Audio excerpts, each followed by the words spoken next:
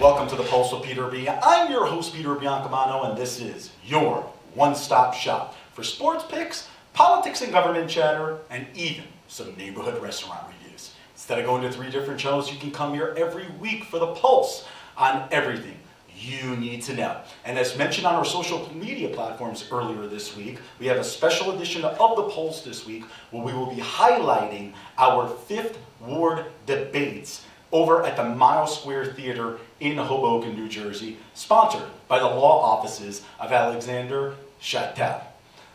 You're not going to want to miss it. Let's go right to the debate stage. Good evening, and welcome to the 5th Ward debate, presented by the law office of Alexander Chattel in conjunction with the Mile Square Theater. I'm Peter Biancamano, the host/executive producer of For the Pulse with Peter B., and will be moderating tonight's debate along with post-political analyst Joshua Sotomayor Einstein. We would like to welcome the 3 candidates vying to become Hoboken's next 5th Ward councilperson. They are, and applause is recommended, Phil Cohen, Tim Kroll, and Nicola Magalucco. Very time. As the candidates are aware, each question will have 90-second answers from each candidate, 60-second responses if they choose to do so, and then 30-second rebuttals if they choose to do so. The topics tonight will be taxes and economics, parking and transportation, housing shortage, and development. We will then use the last 30 minutes for audience questions, which will be collected on index cards and sifted through before being read. We will weed out any personal attacks. So why don't we begin with 60-second opening statements, and very scientifically, we decided to pick the order alphabetically by last name, starting with Mr. Cohen. Phil? Thanks, Peter. Thanks for hosting us tonight. Looking forward to having an informative debate and talking to you about the issues that matter to the 5th Ward and to our community in Hoboken. Can everyone hear me okay? So there are a lot of issues on the agenda that we're going to talk about tonight, but I'd like you to think back to 7 years ago. This room, this building, this neighborhood was under the Hudson River, right? Hurricane Sandy had happened. Hoboken was a war zone in October of 2012. The National Guard was here. Anderson Cooper was reporting in front of City Hall. We were fortunate to have power on our block, and we had extension cords going out, and we were charging our neighbors' phones. My wife was brewing coffee, and we were meeting the neighbors. There are a lot of issues that are important. I'm on the Citizens Advisory Board for Rebuild by Design. In the last 2 years, I've been working on our flood protection. And when we talk about the issues that are affecting our community, I think that is the most important thing, getting Rebuild by Design done. Thank you. Thank you. Mr. Kroll? Good evening. Thank you to Peter. Thank you to Josh. Thank you to Mile Square Theater. Thank you for my opponents for being here. My wife Katie and I moved here 6 years ago with our 2 children, both of whom attend Brent Public School. We did a block party earlier this year. And this morning I ran into a neighbor that I had met at that block party. And we said hello, and he prefaced the conversation to me with, "You know I'm voting for Phil, right? I'm supporting Phil." And I said, "Of course, you have 2 of his signs up in your windows." And I said, "It's pretty obvious." And I said to him, "You know, that's great. I'm really happy." And I think he was a little taken aback. Maybe he expected an argument from me or some type of statement, or for me to be angry with him. And I said, "Listen, at the end of the day, we're all neighbors in Hoboken. It doesn't matter who you vote for. At the end of the day, if I get elected, I'm still going to listen to you. I'm still going to value your opinion and value what you say. So I'm running to be an advocate for the 5th Ward. I'm running to be an independent voice for the 5th Ward. Thank you." Thank you. Mr. Magalucco? Thank you, Josh. Thank you, Peter. And thank you, Mile Square Theater, for hosting this great debate tonight. Good evening, everyone. My name is Nicola Magalucco, and I'm running for Hoboken City Council, 5th Ward. A little bit about myself. I'm originally from Italy. I grew up in Wayne, New Jersey for 23 years, where I attended William Patterson University and Montclair State, where I received my MBA in finance.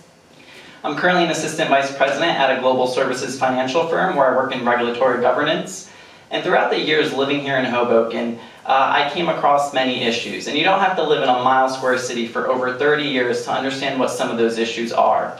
Some of those issues were affecting and impacting my quality of life, and that was public transit. So I'm the founder of the Twitter handle Hoboken Commuter, which advocates for Hoboken commuters, whether you take the bus, the path, the ferry, or if you drive. I have solutions in place to make it better, and I have solutions in place for other challenges that the city faces. Thank you. Thank you, thank you. So why don't we dive right into our questions here, and we're going to begin with taxes and economics. And the first question will begin with Mr. Kroll. And that is quite simply, how would you address taxation in Hoboken?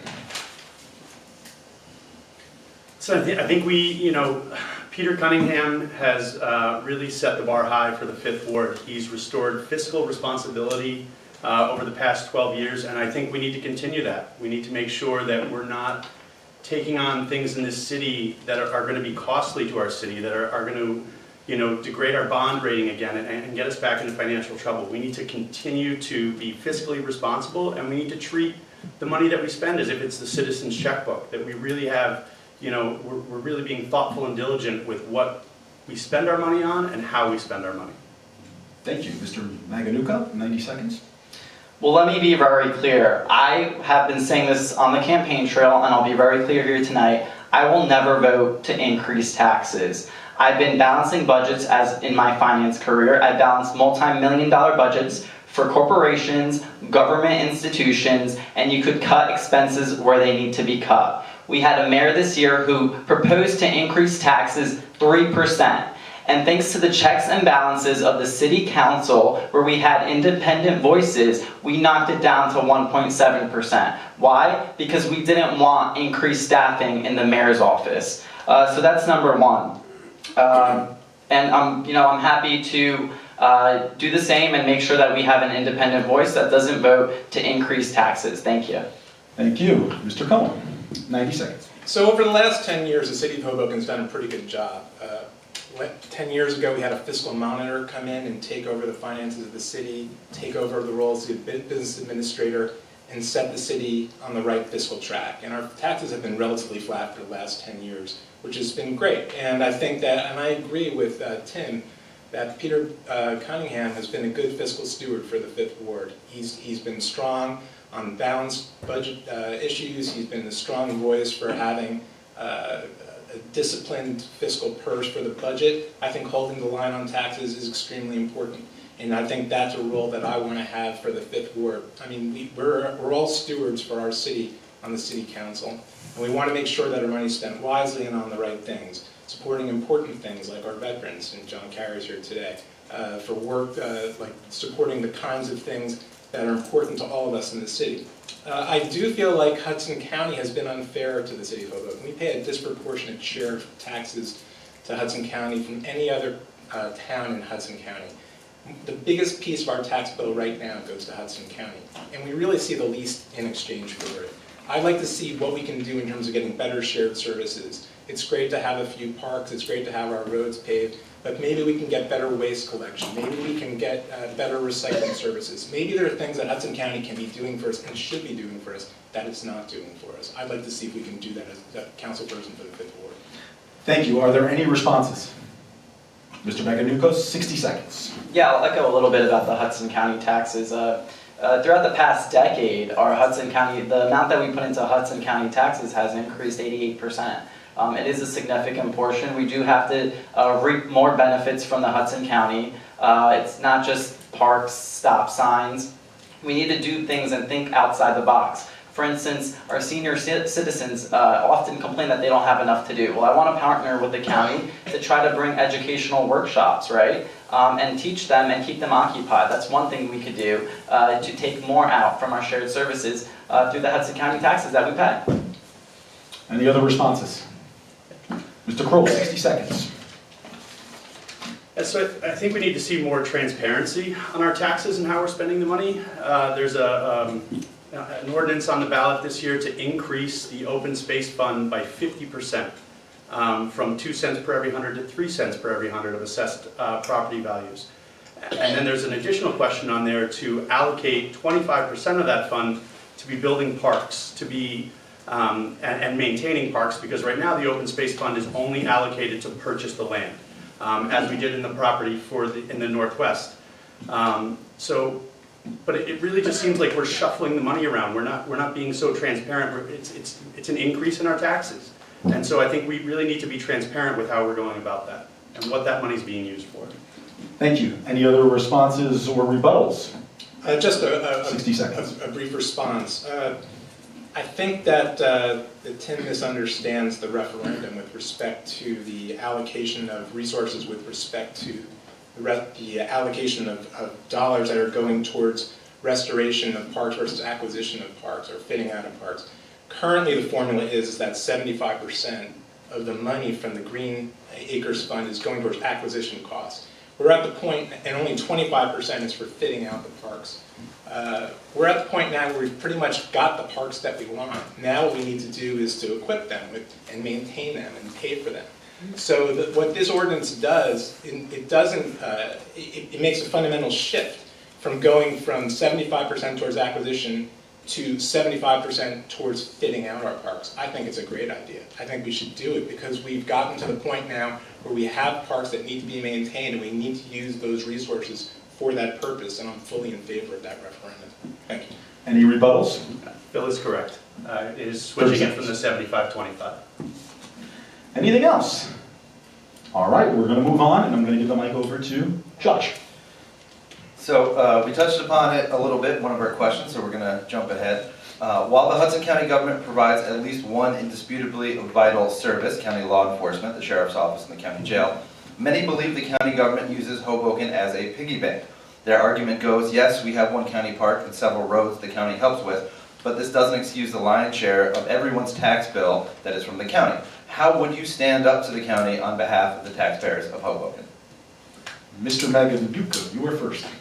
Well, yeah, it goes a little bit about what I said earlier, reaping more benefits through shared services. Listen, we pay the most in Hudson County taxes. We've been one of the cities that has been paying the most for the past decade. And again, I would like to do things like educational seminars. We need to think outside the box. It can't just be the same old things that we get, parks, stop signs. So I'm putting forth a solution today. Let's try to get more for our senior citizens. Mr. Cohen. So, Josh, I kind of take issue with the question and the idea that we have to fight with Hudson County or stand up to Hudson County. I think that we need to develop a good working relationship with Hudson County. We are an important part of Hudson County. We need to be respected by the county, but I think in Hudson County, to give respect, you need to get respect, and it's sort of a two-way street. So I'd like to build on the relationships that I've had with the county. I've had a role with the county as chair of the local party. I've worked well with the people in Hudson County. I was a candidate for Freeholder 5 years ago. I got to meet a lot of the players. I think that I could build good relationships with the county. I think that there are things that we could be doing better. And I mentioned shared services that we really should have, that we don't have. I agree with Mr. Maganuka that senior shuttles, I know that Jersey City has senior shuttles for shopping trips, and other towns have that. There are cruises that seniors get. And it seems like other communities in Hudson County seniors enjoy those benefits more than the seniors in Hoboken do. So I think that's a good idea, and I agree with that. Thanks. Thank you. Mr. Kroll, 90 seconds. I agree with Phil. I think we need to be building relationships with the county. I think that there is a give respect, get respect situation there, but I think I've been to a couple meetings now with the county, and I'm not sure that we're getting that respect from the county. I went to a meeting for Columbus Square Park. It is the county park in town, and there were a lot of people that had issue with the design, the layout of the park, and the county, it was a public meeting open to everyone to come, and the county had already ordered all of the equipment to go into the park. There was no public input there. This was merely a meeting for the county to tell us what they were doing. They came in and they said, this is what's going on, this is this. When we pointed out to them that, hey, you guys have cut down one of the trees in this park that provided shade for this area of the park, where are the shade elements? There were no shade elements in their design. And so, we need to establish better relationships with the county to get more for the amount of money that we're paying to them. Thank you. Any responses? Well, just a quick one. 60 seconds. Which is that there is a time and a place to fight, and I agree with that. I did appear before the Board of Freeholders when Hudson County's freeholders, without any notice to the public, decided to re-up indefinitely incarcerating asylees in the Hudson County Correctional Facility to help balance the Hudson County budget. I thought that was wrong. I spoke out against it. I wrote against it. And the county actually put a cap on that. And now that contract ends in 2020. And I think a lot of that was because people like me and other people in the community respect and value the diversity of Hudson County and are opposed to the way that we were complicit with the ICE regime in Hudson County, and that was not an appropriate way to balance our budget. So there is a time and a place to fight, and there's a time and a place to speak up, but I also think there's a time to build bridges, and I'd like to do that as well. Thank you. Mr. Maganuka, I know Yes. your hand raised. Yes, there was another service actually that I should have mentioned earlier, and probably the residents of Ward 5, District 6 are probably wondering why I didn't mention it earlier. The county park, Columbus Park. There are so many people, so many residents, hundreds, that take their dogs there. I think one of the things that we have to do is try to advocate for a dog run. The nearest one is the Viaduct uptown. But when we look at the 5th Ward, the Northwest, there really is no other dog park. I think one of the places that would be most appropriate is to put a dog run on the county park, and a lot of people would appreciate that. Thank you. Any other responses or rebuttals? Seeing none, we will move on. And Mr. Cohen is next for the next question to start out. Are high taxes contributing to the lack of economic diversity in town? Why? How do we address this? Mr. Cohen? Yes. Yes, they are. Particularly people on fixed incomes, particularly seniors. When you're paying over $20,000 a year for a home that used to be $8,000–9,000 a year worth of taxes, you're driving people who are the heart and soul of our community out of our community. People are afraid. They want to stay. They love it here. We have a wonderful city. We have a wonderful quality of life. It's a great place to raise a family. It's a great place to retire. It's a great place to be an empty nester. Every phase of your life. I've lived here 33 years. I've raised my 19-year-old daughter, my 23-year-old daughter. They love to come home and be with their friends in the neighborhood. This is their home. Hoboken is our home. So we want to make it a home for all kinds of people, economic diversity, and the tax increase is putting that economic and social diversity at risk. How do we fix it? It's not easy. It's not easy. It's a very difficult problem to solve. I think what we need to be focused on are ways to set aside money for affordable housing. I fully support Vanessa Falco, Councilwoman Falco's ordinance, which recently passed, which makes for every building variance, for every building application, money needs to be set aside for affordable housing so that we can keep and maintain the economic diversity that's so important to our city. We want to be able to be home not just to professionals, but to teachers and nannies and public safety officers as well. And that's important to who we are as a city. Thank you. Mr. Kroll? I agree. We need to be diversifying our tax base. We need to be finding ways to keep taxes at a level where we can be inclusive of all people in the community. We need economic diversity here. We need people, as Phil mentioned, we need seniors here. We need all types of people living here to diversify the community for us.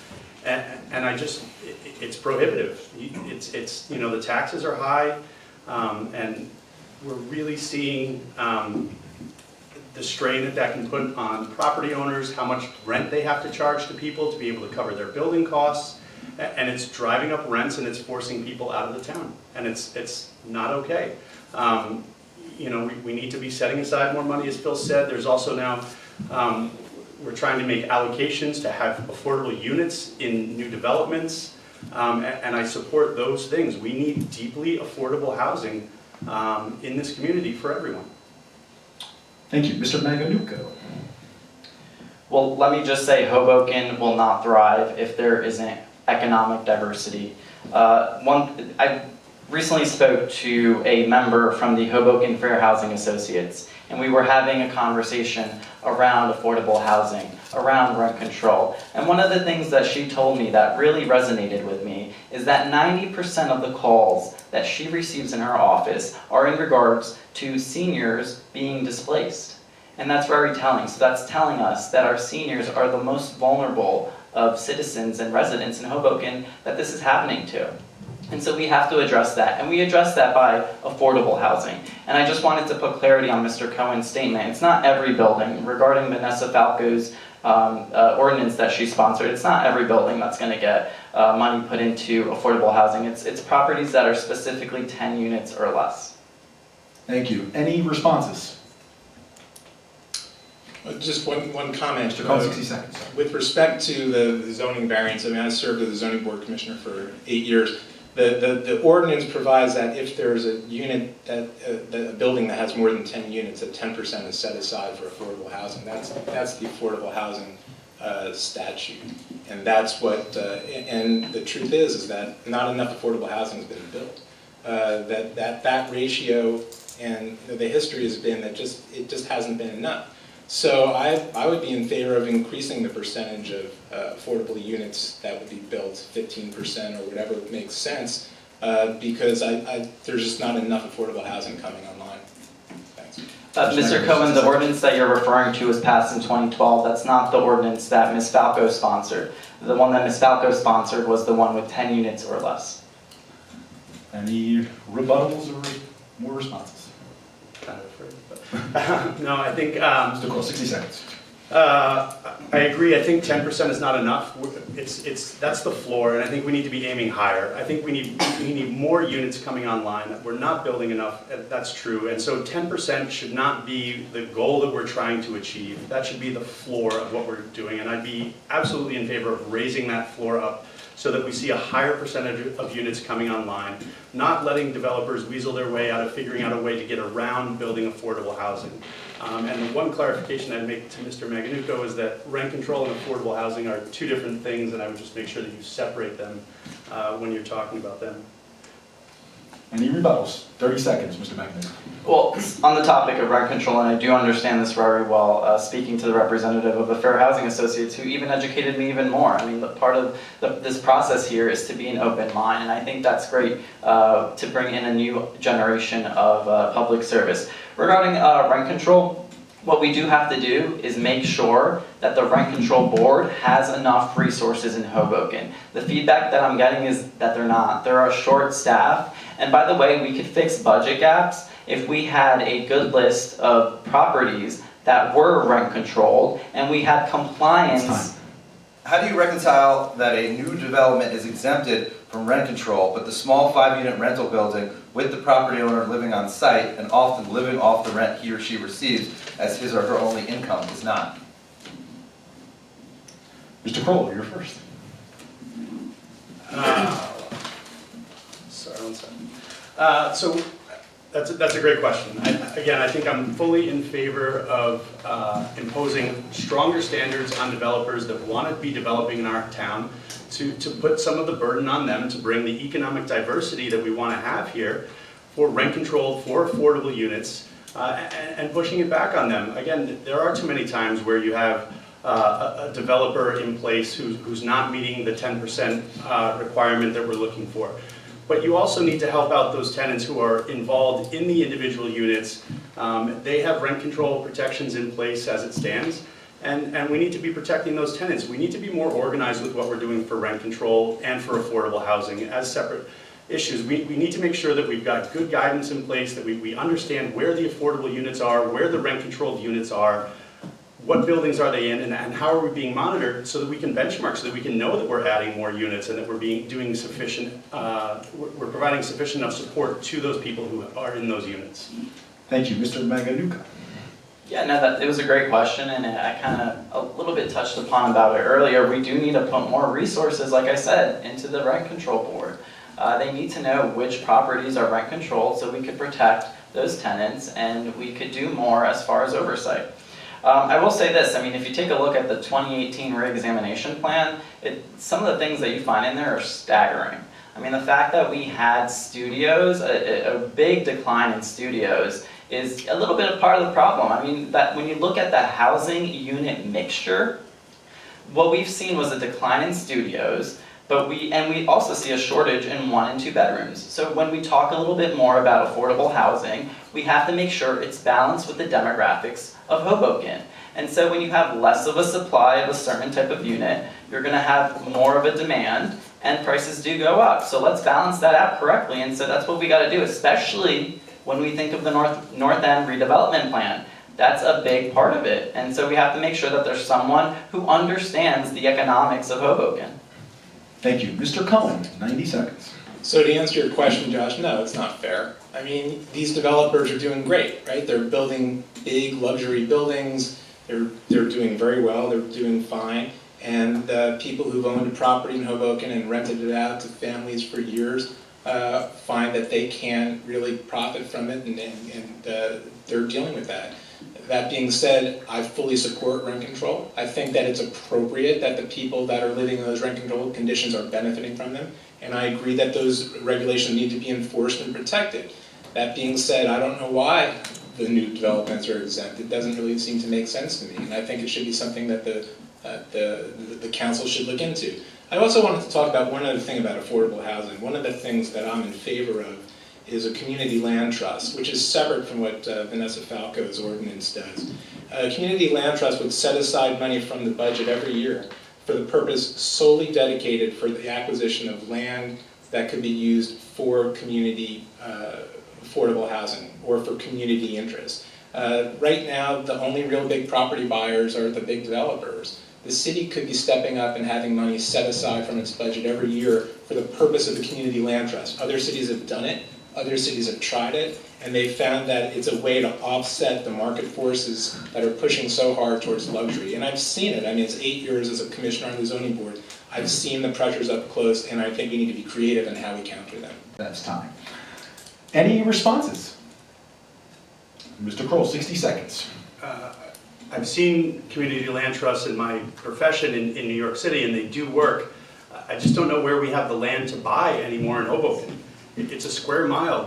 All the land is spoken for. Everyone has every inch of this town ready to be developed. So I'd be fully supportive of a community land trust if I thought there was an opportunity for it to acquire land to generate housing for these people. Mr. Maganukas, 60 seconds.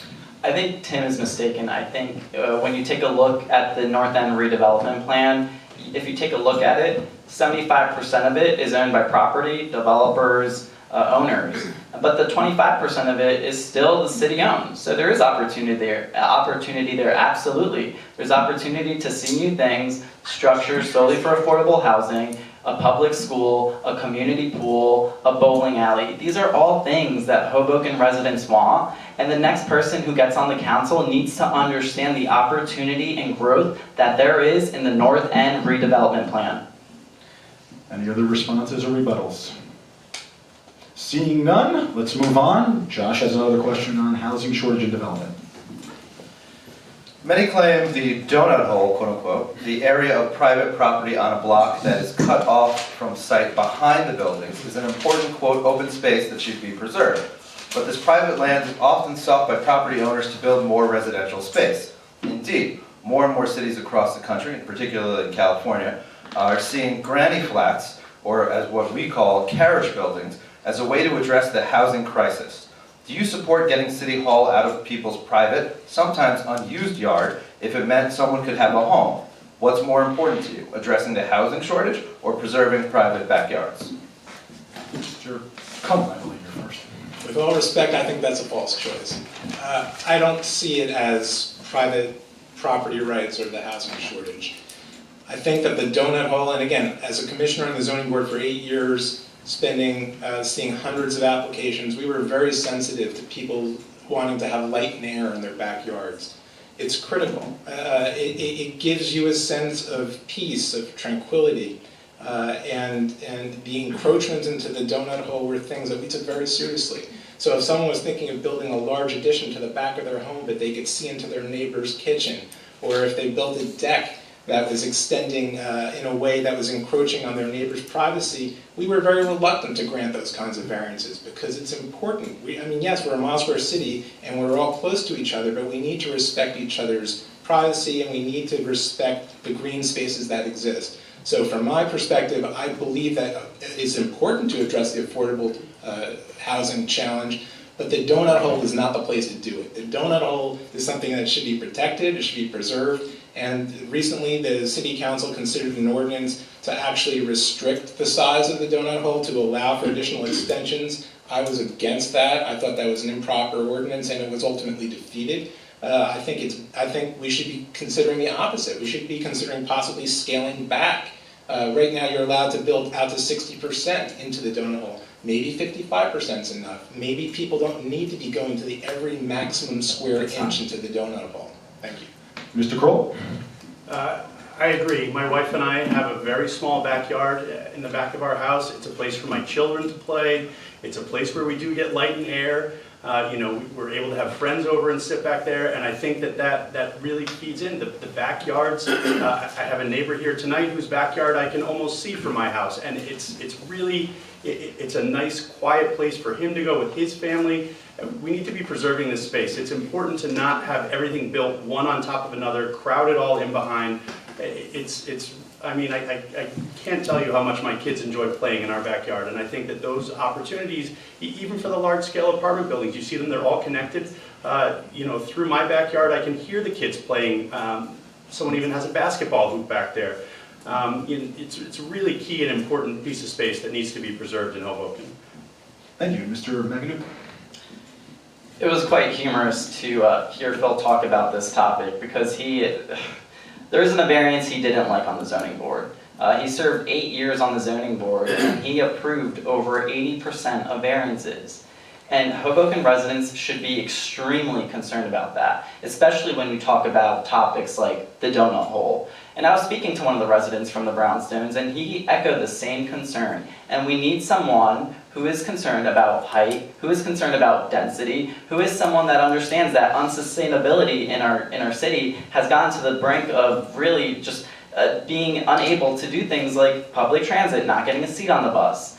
We need to be mindful of these things. I'm running my campaign on a platform that understands Hoboken commuters and their troubles regarding about the unsustainability of these services. So again, to go back a little bit about the donut hole, we have to be mindful, and it starts by understanding the fact that we don't approve every variance that we give.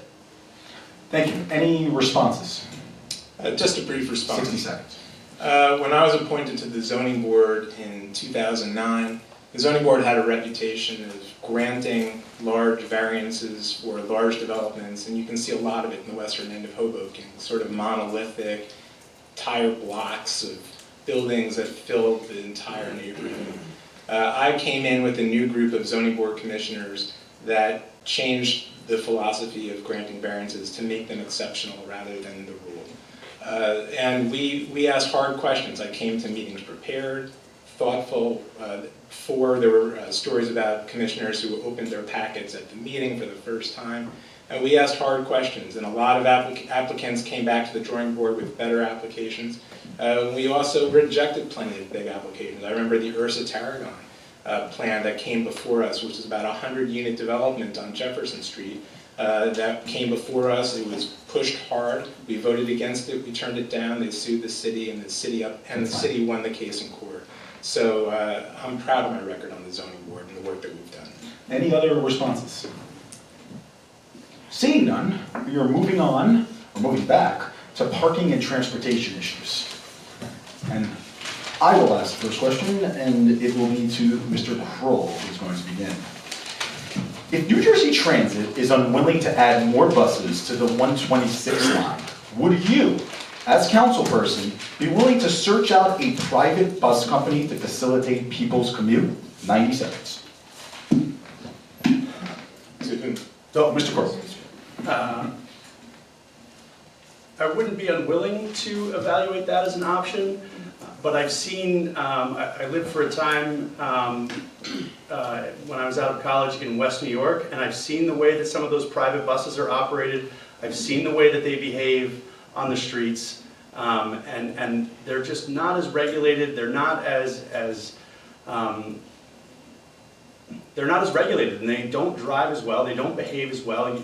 they operate in a seemingly unsafe manner. There were accidents very often when I was there, so I'd be really concerned about trying to provide that as a solution. I think working with NJ Transit, trying to add more buses, building a better relationship would be a good step. If we needed to evaluate an additional bus company to support more bus routes on 126, you know, I'd be willing to take a look at it, but it's still really difficult. I mean, how many more buses? I'm there in the morning on the morning commute. They're sending buses that are completely empty uptown to help fill the residents who are up in the 5th Ward. I watch them go by me and go, hey, why can't I get on that bus? Because I'm at the southern end of the 5th Ward, and they come right through, and they're picking up people at the Hudson T, they're picking up people at some of these other populated, you know, and very dense bus stops that are all the way up there. So I think NJ Transit's doing a lot to provide. I worry how much more capacity the city has for additional buses. Thank you. Mr. Maganuka.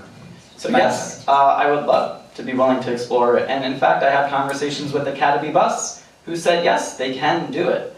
So that's something the city should look into, and they could take a bus or two.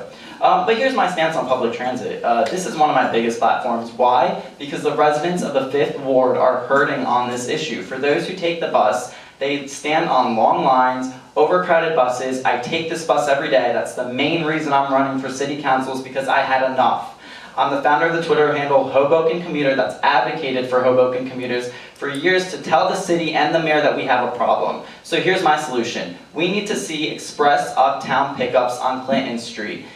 Skip the downtown stops, send a few buses uptown so people are not waiting on long lines. The second thing we need to do, and that the mayor promised this and he's not delivered, is that we need to see routes west of Clinton Street. We have the Monroes, the Madisons, the Jeffersons. They're all coming to Clinton Street, and it's getting crowded, and we have a growing development population there. The next thing we need to do is be smarter city. We need to invest in technology, a digital sign that tells you when the next bus is coming, for those who don't know how to use the mobile app, or for our senior citizens. We need to have Wi-Fi and charging ports, and be a modern city that we as a Hoboken can be progressive. Thank you. Thank you. Mr. Cohen, 90 seconds. So, I don't know if Mr. Maganuka knows this, but the city has commissioned a study on ridership, and they're currently looking at possibly adding a New Jersey Transit route on Monroe and Jefferson right now. Something that the council's approved, something that they're looking at to relieve the congestion that's out there. It's a legitimate problem, it's a legitimate concern, and it's something that the administration is actively looking at right now. So I'm hopeful that the study will bear what we expect it will show, which is that there is overcrowding on the Clinton route, and that there is a need for additional bus line on the western side of the city, and I fully support that, and I think that's a great idea. I also think that we could be improving HOP service. We talk about paid transportation. Well, how about free transportation? Why is it that the HOP doesn't run on the weekends? Why is it the HOP doesn't run on holidays? Why is it only Monday through Friday? People rely on that service, and it's a great service. You can take a look at the app, the Trax app, and you can see exactly where the bus is. You can pick it up. Seniors rely on it to get to church, get around for free. It's a great service. We should be promoting more of it. Not only will it help in terms of people getting around the city, but it will also help our businesses because it will get people to be able to shop and take advantage. You hear about trouble on Washington Street and our business district. I think that we should be working hard on new transportation solutions and increasing the ones that we have to make the HOP more accessible. Response, Mr. Maganuka, 60 seconds, and then we'll go to Mr. Kroll. Yeah, so Bill, I mean, I don't know if you know this, but you talked about expanding the HOP, and in our 2019 operating budget, we're actually getting another HOP bus, another HOP shuttle. It's going to cost us $70,000, but the city is already making strides doing that. And as with many projects that this city has seen, delayed projects, specifically like Washington Street, I wouldn't be surprised if these studies on Monroe take a while and nothing gets done. And that's why we need someone on the council who's going to fight for Hoboken commuters, whose campaign is running for this and making sure that they have a voice, because right now no one really on the council takes public transportation, but maybe 1 or 2 council members. And so we need a stronger voice, someone who understands the actual issues of the 5th Ward, Northwest. We're the most disadvantaged neighborhood in Hoboken. We're far from the path, we're far from the ferry, we're one of the last bus stops. We need someone who's going to start thinking about Hoboken commuters. The over 50% of us who go to New York, the over 50% of us who have cars. Thank you. Thank you. Mr. Kroll, 60 seconds. So I agree with Mr. Maganuco. I've waited in those long lines in the morning to get on the bus, but they usually move pretty quickly. And I've also left my office at 5 o'clock and been home in my house by 5:25. 25 minutes out of Port Authority, on the bus, dropped off and walked home to 8th and Garden Street. It is a problem, but I don't know that more buses are always going to be the solution. There are only so many roads in and out of Hoboken. And when the buses really get congested and backed up, there's a problem in the Lincoln Tunnel. The Lincoln Tunnel only has so much capacity. There's only the Willow Street Avenue Bridge, the Park Avenue Bridge. I mean, you can go down and south out of town as well, up over the viaduct, but there's only so many roads in and out of Hoboken. So I agree that we need to be servicing the larger portion of the population, especially in the backside of Monroe, but does the city, do our roads have capacity for more buses? Do I want more buses on the roads as my kids are trying to walk to school? We need to figure out a solution. I'm not against adding more buses, but we really need to look at this carefully. Thank you. Any other responses or rebuttals? You can take 30 seconds. Yep, so New Jersey Transit already did say they cannot take in any more buses. They've been very clear on that. That's not exactly what I'm saying. I'm saying we need to expand the routes west of Clinton. As far as a private bus company, not necessarily go into Port Authority, but other means. Yeah, so that's about it. Thank you. Anything else? Mr. Crowley, you have 30 seconds. You just said 50% of us go into the city every day. If you're not adding bus routes to go into the city, how is that alleviating the problem? Over 50% of their... Sorry. That's it. You can add it again. You can take 60 seconds since you didn't have the second response. Well, the one thing I'd say is that I've commuted into New York City for 18 years on the 126th, and I've experienced the good, the bad, and the ugly.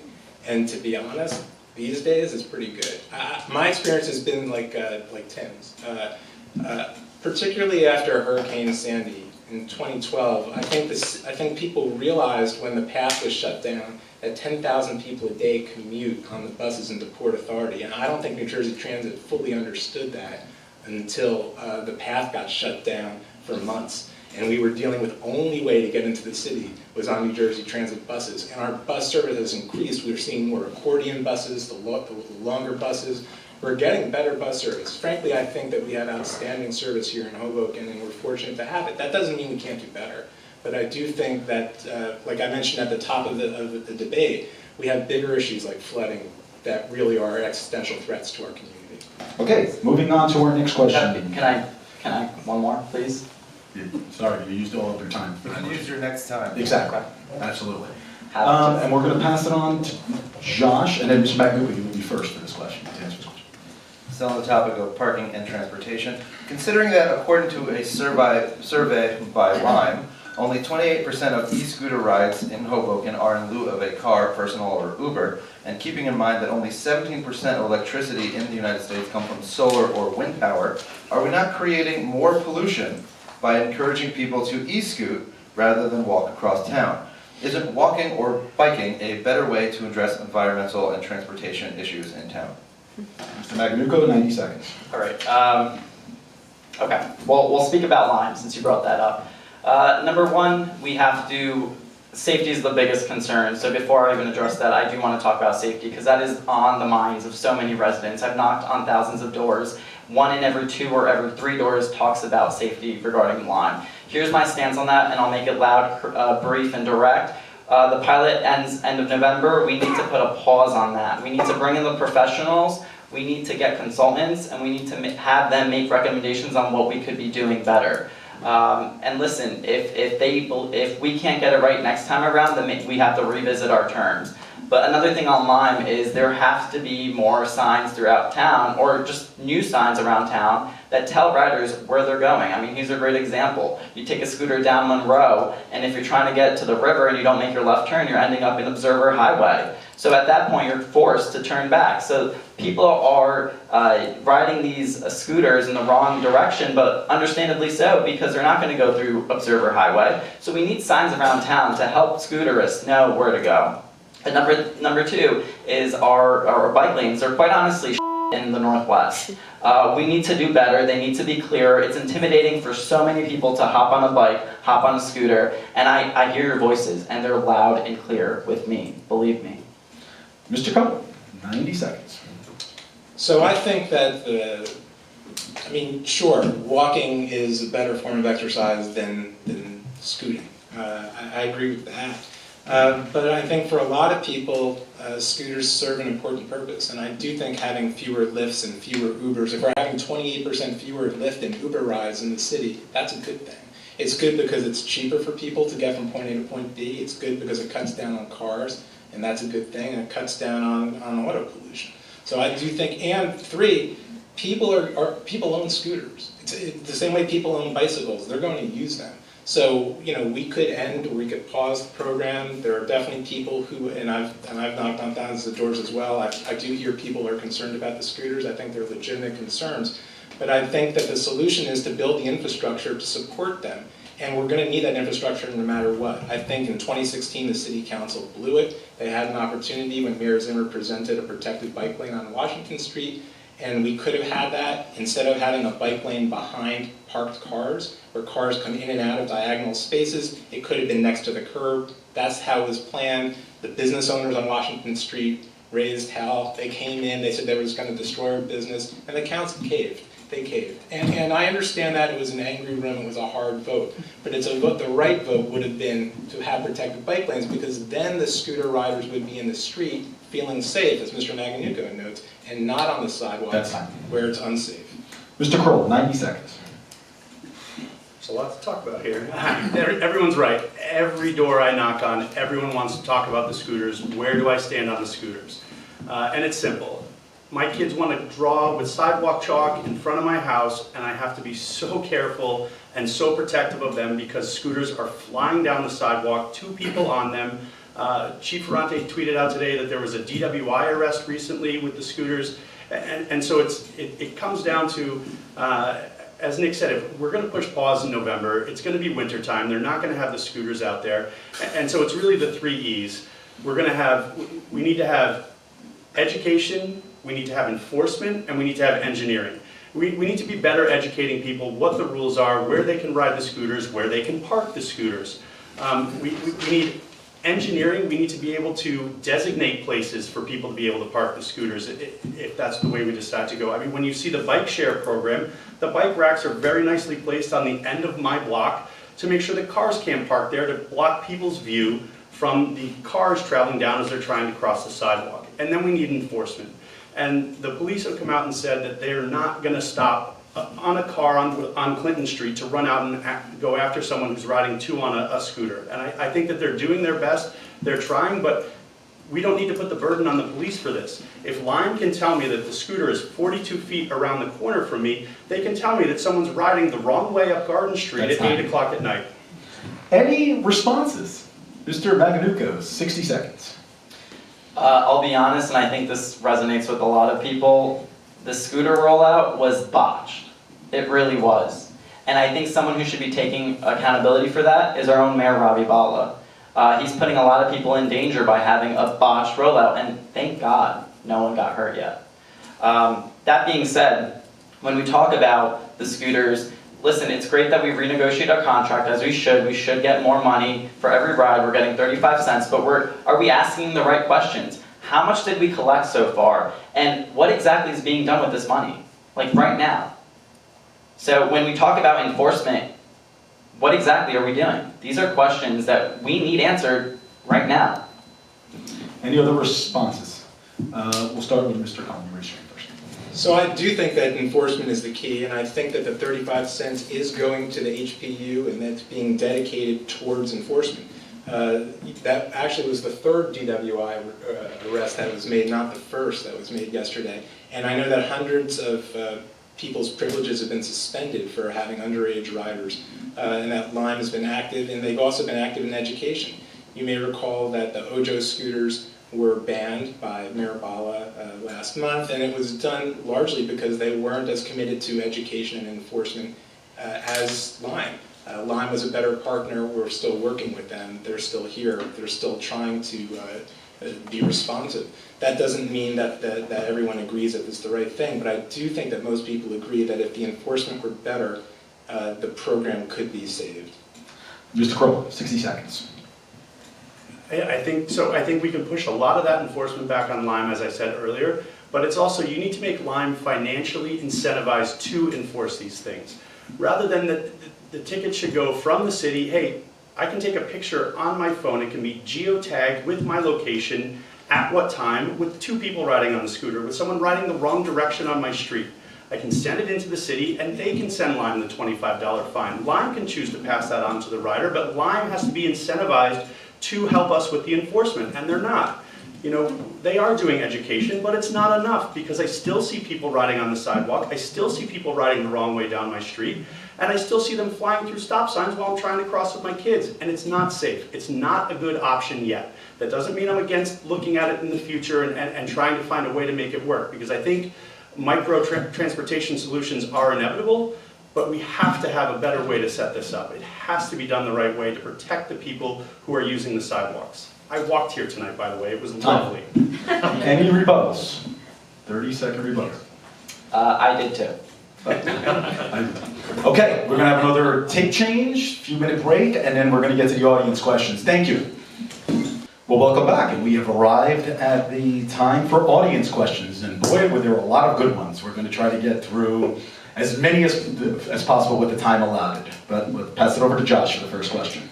Our first audience question, how to end polarized politics in Hoboken? And that's Mr. Maganuko, 90 seconds. Yeah, well, let's usher in a new generation of public service. I'm one of the youngest council candidates, and I really do have a great vision for Hoboken. I said from the start of my campaign, as long as you have a vision and you could execute it, you will do a great job. And we need to see more of that, more community involvement, more voices, fresh perspectives, practical solutions. These are all things you could find on my website, nicolaforhoboken.com. I've been an advocate for commuters, so yeah, I won't take up too much time on that one. Perfect. Mr. Cohen, 90 seconds. So I think this is a really important question, and I'm really glad the audience asked it. I mean, there's such a lack of civility in our American political life today. I can tell you that my wife, who's not here tonight, took a long time before she agreed to let me run for this office, and she's smart and she loves me. And I understand why. I mean, when you put yourself out there in the public, particularly in Hoboken, and I've been, living here for 33 years. There's a lot of good and bad that comes with being in Hoboken public life.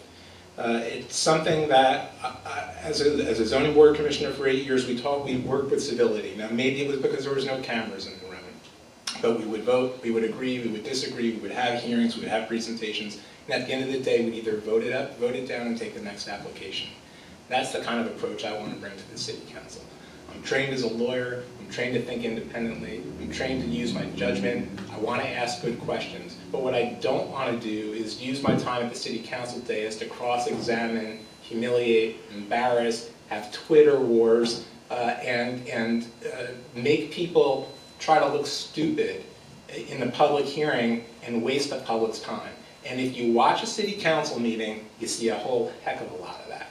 And it's a waste of our time, it's a waste of our energy, and it's not really what we should be doing as public representatives. So to me, this is a critical question, and I'm committed to bring civility to the city council. Mr. Kroll, 90 seconds. Yeah, I agree with Phil. There's too much of the infighting. There's people ask me, are you Republican? Are you Democrat? And I think that's some of the polarizing issue that we're facing right now. And I think Mayor LaGuardia had a great quote about this. There's not a Republican or Democrat solution to fill a pothole. You fill the pothole. And I think that, I said it before, and I play on the soccer team here in Hoboken. And I had a teammate of mine who got into a little bit of a scuffle with somebody else on the field. And it wasn't anything other than a heat of the moment exchange while we were there. And a couple weeks later, I coached both of my kids in soccer, and I had all the parents come meet me before the season started, and this guy comes up to me and said, "Oh, hi, I'm Tim, I'm coaching the kids this year." And he looks at me and goes, "Yeah, you're the goalie on the other team." And it was the guy that got into the scuffle with my friend. And so it just really rang into me that we're a small town. We're all neighbors. I mean, I can't tell you how many times I've run into Phil and Nick now at the farmer's market, at a block party, walking around. At the end of the day, we're all neighbors. And it's not about doing one thing or the other. It's about doing what's best for Hoboken. Thank you. Mr. Maganuco, 60-second response. Listen, it's nice to say that the grass is greener on the other side, but you gotta see it how it is. I mean, this is a mayor who is sponsoring a slate of candidates. There's no independent voice, folks. So when we talk about how do we get rid of the politics, well, you don't sponsor a whole slate of candidates. Where's the democracy? Where's the independent voices? That's something that the 5th Ward voters should know. My campaign's running on a public cause. I'm not running because the mayor told me to. I'm not running to be the rubber stamp of the mayor. This is stuff that people need to know that people aren't aware of, and I hope I could help educate some voters that, yes, we got to get rid of the politics, but this is what it is right now. Thank you. Any other responses? Seeing none, let's move on. And Mr. Cohen, this is to you first. Do you agree with raising the residential parking permit? If so, to what price? And why the raise? 90 seconds. So I think there's a parking and transportation committee on the city council, and I know that they've examined this and they've looked at this. I think that it needs to be looked at seriously. I wonder why a parking ticket costs more than a car permit. I'm not really sure that that makes a whole lot of sense. If you double park, I think you pay, what, $55? If you have a second car, it costs you $30. I'm not really sure if that's a good public policy. But I want to hear from experts about that. I don't know what the right dollar amount is. I don't know what necessarily is a fair thing to do. But I know if the answer was easy, people would have come up with it a long time ago. And I don't want to pretend that there's a simple solution for that issue, because there are people who rely on having cars and need them, and there are people with limited means. And I think that there's got to be a way that you can balance people's interests and also think progressively and how to limit the number of cars to what we really need in this city. So the short answer is, I think it's an important question, but I think it needs to be studied carefully. Thank you. Thank you. Mr. Kroll, 90 seconds. I agree that with Phil, the fact that my parking ticket cost me more than what it cost me to register my car in this town, it seems a little out of scale. And so what I really think we need to look at, though, is that there's no holistic approach to the parking situation in the town. There's nobody coordinating with municipal garages, privately owned garages, the street parking. You know, there's an app that I have to use for when to pay for parking in certain places. There's another place I have to go to register my car online, to submit my documentation, to go down to the parking authority, to buy the hang tags for when my parents come to visit. It can all be centralized, and we could use, it doesn't have to be an across-the-board increase either. You know, we can look at the people who do need to be paying the $15, who are economically disadvantaged. We can look at the people who are seniors, who have been in the town for a long time, find some type of scale that makes sense for people when they want to have a car in this town. But I think the revenue from that can be used to organize and develop a more holistic approach to parking in this town. There are too many times when I have been coming home from that same soccer league late at night, 11 o'clock, and I'm driving around trying to find a place to park, and I just can't. Thank you. Thank you. Mr. Maganuca, 30 seconds. 90 seconds, excuse me. I need more than 90, but anyways. 2019 was the worst year for parking fees, and it's quite humorous that Mr. Cohen talks about parking fines, because the mayor that you're supporting actually increased them, or is proposing to increase them. That's going to be at the city council meeting, I believe, in November. So we should take a look at that. And no, I don't like some of the things that the mayor has done. He's waged a war on people who have cars here. What has he done? He's increased municipal garage fares. He's increased parking meter fares up to 260%, folks. That's absurd.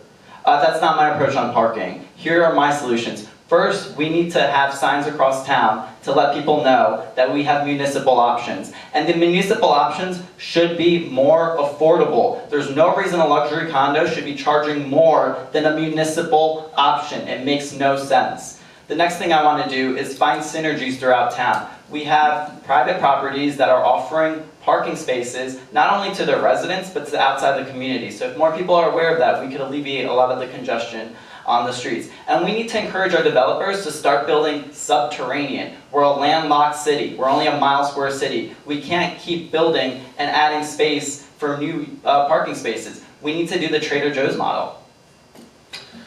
Any responses? Seeing none, we are going to move on to our next question. Josh. Given what you've heard tonight, what are 3 key ways your platform differs from your opponents? Mr. Kroll, you were first. I always get the easy ones first. I think development is really the key issue here that's going to frame the quality of life in Hoboken for the next 100 years. And I think, we've really got to step back and take a look at a lot of what's going on. We talked about the Northwest development a little bit tonight. There's the Hudson Rail development that they're talking about right now at another community meeting.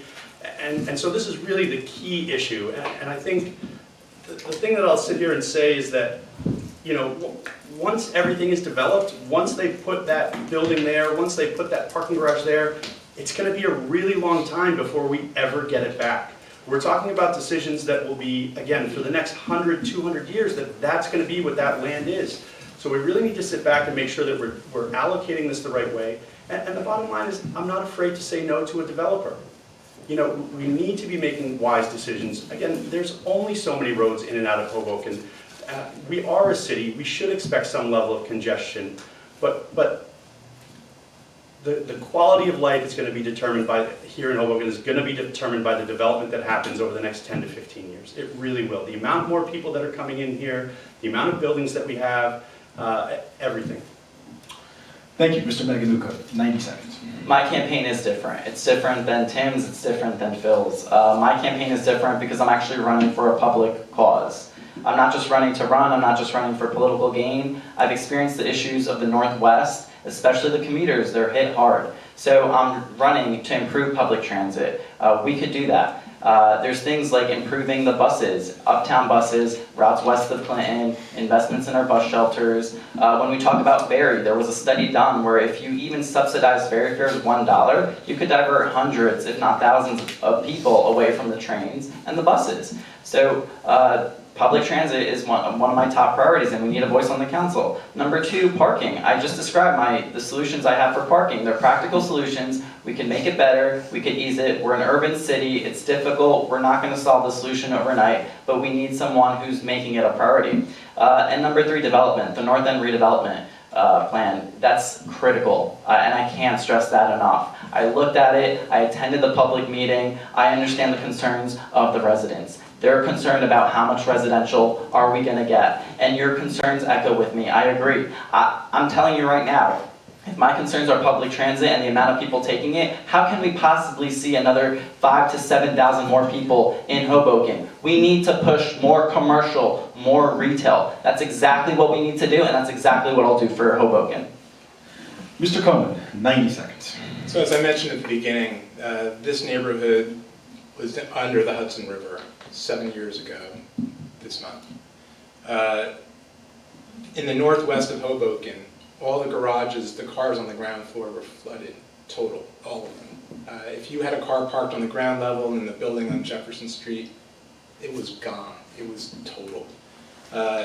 There's a meeting going on tonight at the Multi-Service Center talking about the New Jersey Transit Rail Yard.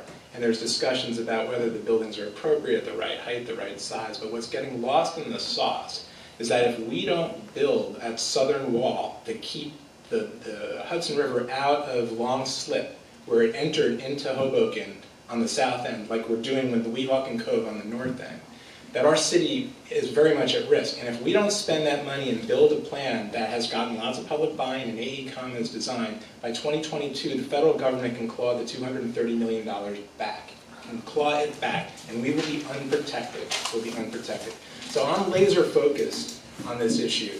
I've been on Rebuild by Design for the last 2 years. These issues that we're talking about are all important, but I haven't really heard from the other candidates how their experience with respect to our flood plan, which is so critical for people who've lived here and who've been through that. That's number one. Number two, I have been involved in public service in this community for a long time. I haven't just raised my children who are 19 and 23 here, but I've been a part of this community and I've been a volunteer in many organizations, and I've been a part of this community for over 20 years as a volunteer. Any responses? I know Mr. Maganuka has around 60 seconds. Yeah, rebuild, you're right, Phil. Rebuild by design is critically important. The good thing is it's happening, it will take place, we got the money, and we also need to focus our attention more specifically on the North End redevelopment plan. This is where it's going to affect everyone in the 5th Ward. And so that's what we have to be talking about. And when it comes to flooding, I do understand flooding. I lived in all corners of the Northwest 5th Ward. I lived on 11th and Washington, 13th and Willow, and right now I live on 9th and Monroe. You don't got to tell me about flooding. I know. It's bad back there. And some of the questions we should be asking, and residents have come up to me and expressed their concerns, is the 9th Street infrastructure upgrades, specifically the water mains there and the replacements. There's a delay in that project. It was supposed to happen in the summer. Where are the answers for that? Residents are asking. And I live right there. I know how bad flooding is. You can't walk the streets. You can't. When there's. Thank you. Mr. Crow, you have 60 seconds. Mr. Cohen's right. I didn't live here during Hurricane Sandy. I did come before Hurricane Sandy came and helped my buddy who lived on Willow between 7th and 8th carry every piece of his basement storage unit up into his apartment so that it wouldn't get wrecked. We actually left the Tupperware containers on the top row because he said, there's no way the water's going to get that high. And it did. And thank goodness, the water just pushed those containers up into the ceiling and sealed them nice and tight, and his wife didn't kill him that we didn't carry them upstairs. I can't tell you how many rugs I've purchased and thrown out because my basement floods when I get a heavy rain and a high tide. I can't tell you how many pieces of furniture I've thrown out. It's the most disparaging thing to happen to you. It really just kicks you in the gut and knocks you out of it. And I am committed to rebuild by design. I am committed to preventing flooding. We do need good solutions. We do need to make sure that we're taking the money and spending it wisely. We need to make sure that we're looking That's at... time, Mr. Kroll. Thank you. Sorry. Anybody else? Response or rebuttal? Okay, moving on. Josh? What are your thoughts on protected bike lanes? Mr. Crow? Again, I always get the good ones. Listen, Mr. Cohen mentioned earlier about putting protected bike lanes on Washington Street. And I'd be happy to look at that, but what I don't want to do is rip up Washington Street and the amazing job that we've done completing that $20 million project to put in protected bike lanes. There are other solutions, there are other ways, but here's the thing that I'll tell you. There's so limited space to put bike lanes on some of those streets. You have, I heard from someone, only 4 feet between the curb and the car. And so if someone opens up that passenger door and doesn't see that biker coming, where are they going to do? They're going to have to jump their bike up and over the curb, into the sidewalk, into oncoming pedestrian traffic. It's a major retail corridor for us. I get that the bike lanes that we have there are maybe not the best option. But we can make other bike lanes in other places. We can connect them out to Sinatra. Sinatra has a protected bike lane right now. It doesn't get used that much. It really doesn't. So we can try to connect the bike lanes to there, but I'm really concerned about where we put them. On 8th Street, which is right where I live, I barely have enough room to get my car through there. There's places for bike lanes. I absolutely want to look at where we could put protected bike lanes, where we could put bike lanes, but they're not for everywhere. And I'm concerned that the major commercial corridor on Washington Street, with parked cars without the room for bikes to move out of the way when a car door gets opened, is not the place for them. Mr. Maganuka, 90 seconds. To the residents from Bike Hoboken, you better believe I have your backs on this. Protected bike lanes, absolutely. I want to see them on Washington Street. Do I think they make sense everywhere? No. But I do think we need protected bike lanes. They're consistent with the Vision Zero program that we laid out as a goal for our city. And it's quite as simple as that. I'm for protected bike lanes. Mr. Cohen, 90 seconds. I think we need to be smart about protected bike lanes. I think that the mayor's talked about the possibility of having protected bike lanes on Clinton and Grand, north-south bike lanes that would connect to Observer Highway so that we could have a circuit that's protected where people could feel safe to be on the street. I think it's worth looking at closely. I don't know what the engineers say about this, but I think that if it's something that could be done to promote safety for people to get around, I think that's a good thing. I agree with Mr. Kroll. I don't want to rip up Washington Street. I'm relieved it's done. I'm happy that it's done. If there's a way that we can have protected bike lanes with paint and poles and just moving the car park out a few feet and move the bike lane behind the cars, we should do that. If that's not technically feasible, then we shouldn't. But I mean, like I said, we need to be watching the line, hold the line on taxes. We need to be careful about this. we don't want to waste resources on something that either one doesn't make sense from an engineering perspective, or two makes sense from a fiscal perspective. So, and one last thing, I went to the community meeting on bike lanes at the Wallace School recently. I heard a lot of really good objections with respect to concerns about 11th Street as a possible east-west corridor. Some of the concerns that Tim raised, I think, are absolutely legit on 8th Street as well as on 11th Street. I think the east-west streets may be better for reflectors, may be better for highly painted green lines, ways to make it clear that there's a bike lane without actually having bollards separating them. Any responses? Mr. Crow. I think one of the things that Phil touched on is really important. I think we need community engagement with the streets where we're proposing to put these bike lanes. I don't just want to roll out one day with construction trucks and start building bike lanes on a street where we haven't engaged the public to talk exactly about what's going there, exactly about how it's going to look, what it's going to feel like for them. There was talk about, and I forget which school it was going in front of, but the bike lane's going past the school, and this girl was like, well, how am I going to get to school if I have to cross the bike lane with bikes walking by? They're doing it now at Port Authority. I commute in and out of there every day. They've added the bike lane to in front of Port Authority, and if you want to get a taxi, you have to cross the bike lane, and there are police barricades that lead you out, and you can walk up and get your taxi. I watched a woman yesterday with a huge suitcase struggling to get through, and the bike almost hit her because she wasn't watching, and the bike lane is coming right in front of that. I mean, there's so many people that go in and out of Port Authority every day. Any other responses? Mr. McAfee.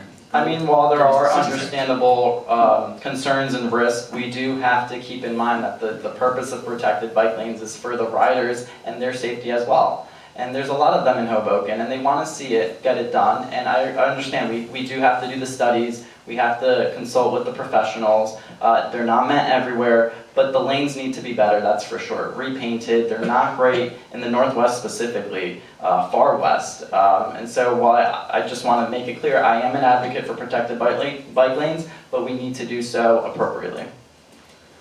Anybody else?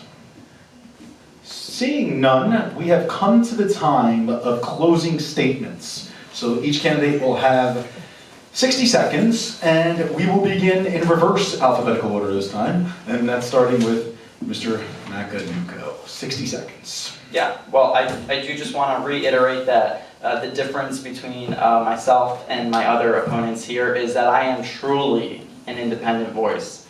I wasn't backed or endorsed by Peter Cunningham. The mayor's not supporting me. I am as independent as it gets. And my campaign is running on a public cause. It's really to improve public transit, improve parking, and make sure we have smart and sustainable development that fits the character of our neighborhood. So I want to be the voice on the council that represents a good majority of the demographics of Hoboken.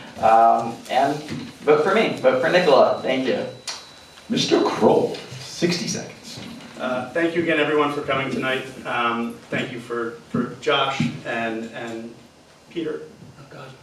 Thank you. Thank you to my wife and my family. Thank you for everyone for your support. Thank you all for coming out here.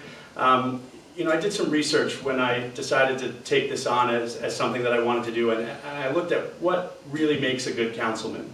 And I got through a couple things until I found something that I thought was really good. It was, you need the ability to listen respectfully to all sides of the argument. You need to evaluate all the options and do not what's best for you, not what's best for your friend or your neighbor, but what's best for the community as a whole. And that's what we really need to be talking about here. That's something that really resonated with me because that's how I work every day. It's not about what's best for this or that or one specific thing. We have to do what's best for the whole. And I am endorsed by Peter Cunningham, and I can tell you that he is a big fan of the Lime scooters. I'm sure he rode one today, and I'm not. And so I can still be an independent voice for this city. That's time. Mr. Cohen, closing statement. So thanks for everyone. Thanks for hosting us here tonight. I love Hoboken. It's been my home for 33 years. It's been my daughter's home, the 23-year-old, my 19-year-old. It's a community that, you know, that's really special. And it's something that I'm very fortunate to be in a position to run to represent my neighbors in the 5th I'm lucky to be in this position. I've been knocking on doors since May, and I've met a lot of you in the Fifth Ward. I've knocked on over 2,000 doors at this point, and the reason I've done it is because I'm trying to make connections with people and let them know that I want to be there for them. When they have concerns, when they have issues, they can come to me. That I'm going to be a listener for them, and I'm going to do what's best for them. I am not doing this for anyone other than my neighbors in the Fifth Ward. Yes, I'm endorsed by Mayor Bala. That's true. But I think the reason why he's endorsed me is because we worked together for 10 years and we have a good working relationship, and having a council person with a good working relationship can serve my constituents well. Okay, so Josh and I both know how it feels to sit on that side of the dais, and it's a lot more fun sitting on this side. So we want to thank Phil Cohen, Tim Kroll, and Nicola Makanuka. Round of applause for our 3 candidates. The election is 3 weeks from today. Get to the polls, 6 a.m. to 8 p.m. they are open. And we want to thank our audience. Give yourself a round of applause. We want to thank you for joining us on this week's Pulse, special edition of the Pulse. Join us next week for the Pulse on everything you need to know.